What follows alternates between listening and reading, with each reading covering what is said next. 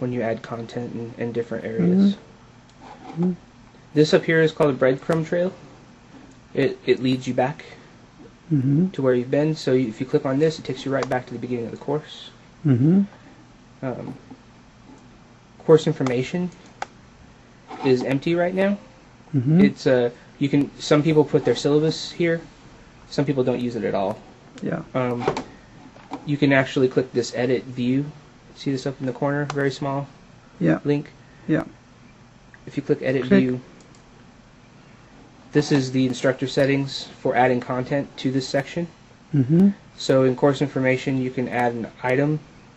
An item is basically a link either to a block of text or to a file. So if you had a PDF or a Word document or any sort of content that you wanted to link for the students, you can add a title here, add the content, attach the file, and decide when the content's available for the students. Okay. And then click submit, and it'll show up under course information. You can also put those different items into folders, just like in Microsoft.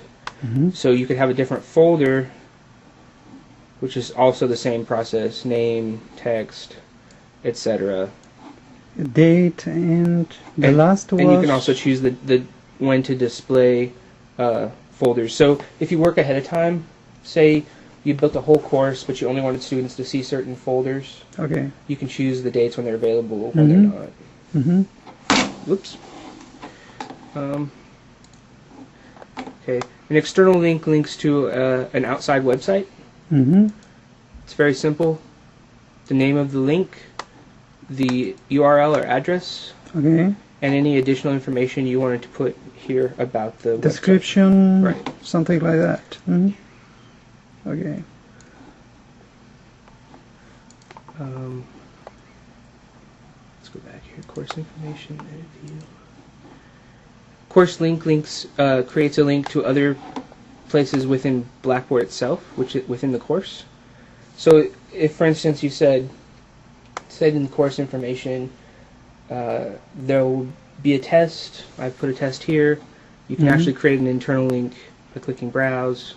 And this gets you a list of all the different course links to different other areas of the course, if you wanted to. Test will start creating a test, which we'll talk about in a little bit. And then you also have a whole host of other options here. So there are other things that you can add.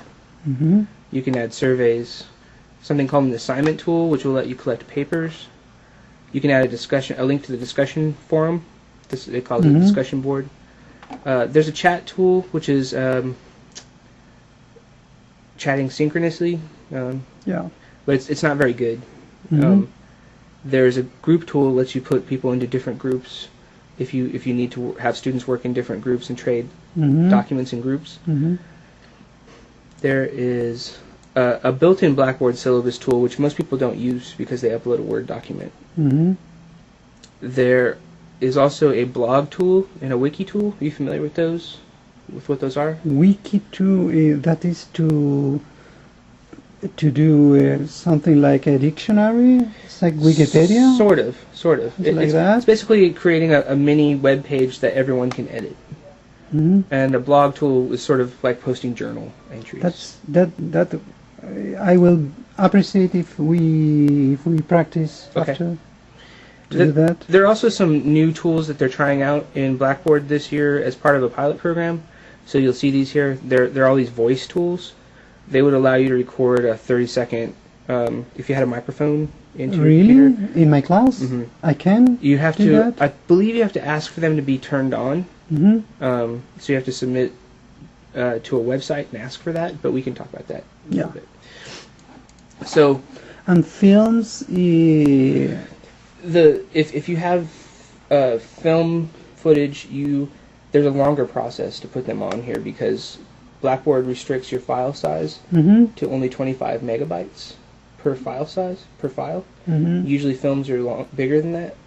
So you have to be put on a separate server, and it's a longer process Yes. You have to add a Mhm. clip. I think I have a service with space to do that Yes, here. yes. It is possible Yes. to do that. Awesome. I think that is the best. Yeah. So I show you. So all of these sections over here function the same way as what I just showed you in course information. Course documents is the same. It's an empty folder to start with. If you click Edit View, though, you can add the same tools here. Assignments is also an empty folder to start with. You can also add any tool here. Communication will open all the communication options. There's the announcement section, which we already saw here.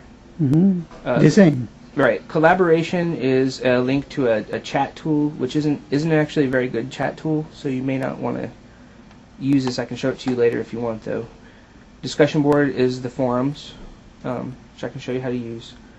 Group pages works if you set up groups of students.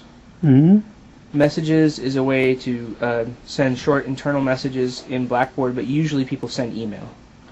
And the email goes to your Duke email account or your students' Duke email accounts. Okay. It doesn't actually stay in Blackboard. Okay. But you can email all your students from here. Okay. The roster will show you the list of the students, and then here's some links to those voice tools that I was talking about. There's also a whole area for adding other external links. This would be like miscellaneous links to other things if you wanted to add them here. There's also a list of other tools. The blog tool is located here, which we'll talk about. There is a these are for clickers. Some people use this is like miscellaneous things are here. There's also the link to the wiki tool here, which we'll talk about. This is also where students go to access their grades if you decide to use the grade book. For you though, the control panel is an important setting. This is where you can manage everything in the class.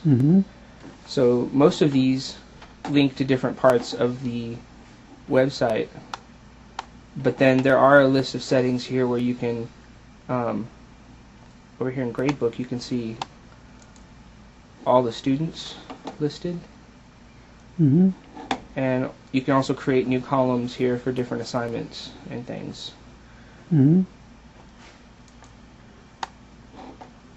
There's also one very important thing to do, which is, see if I can remember here. I believe it is manage. No, sorry. It's manage tools. No. Where is it? I think it's under settings. Okay, course availability. Okay, let me show you that again from the top. Yeah. You have to make the course available for the students. Yes. Right now, the students can't access your course. Yes, of course. When you're ready for them to access the entire course, you click Control Panel. Then you click Settings. Okay. And then you click Course Availability. Okay. And then you change this setting to Yes. And click Submit. And then that would make it available for students. Okay. I can put it back to No for now until you're ready. For both of your courses, you have to remember to do that, or students won't be able to access. And so that's a basic overview of the different things here. So now we can dive a little bit deeper and put some materials in. Yes, maybe we